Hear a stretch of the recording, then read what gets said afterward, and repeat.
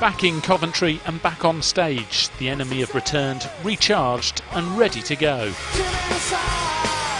We took a bit of time off because we needed a bit of time away from touring on each other and being in each other's face every day, and you know, we did that and then got really excited about being in a band again and went, right, let's go and write some songs.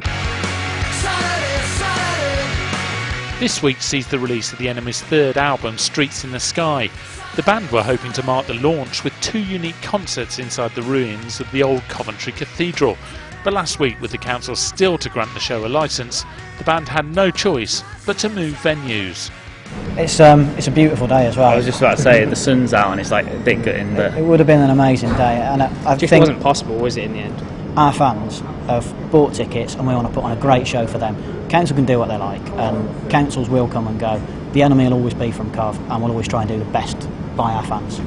But after the huge disappointment of not being able to play Coventry Cathedral ruins, the band decided to go back to a venue that means an awful lot to them. Because it was on this stage here where it all began for the Enemy.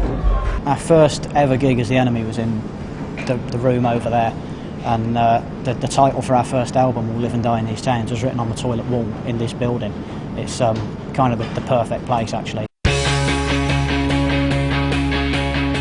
It seems a long time since the Enemy's debut album went straight into the top of the charts back in 2007. And over the past 5 years, the music industry has changed dramatically. This whole gig's been a challenge. The whole making the album has. We've changed label.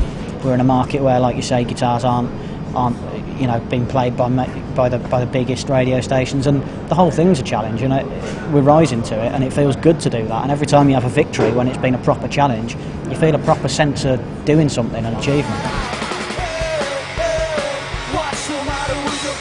But while the industry may have changed, one thing certainly hasn't: the Enemy's love of their home city.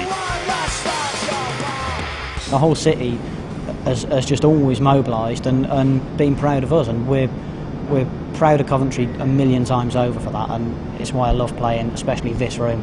I love looking out at a bunch of people that I know made it happen, and it's a warm feeling. I love it. If early sales are anything to go by, their third album will be pushing for the #1 spot this Sunday, proving the Enemy are well and truly back. Ben Sidwell, BBC Midlands Today, Coventry.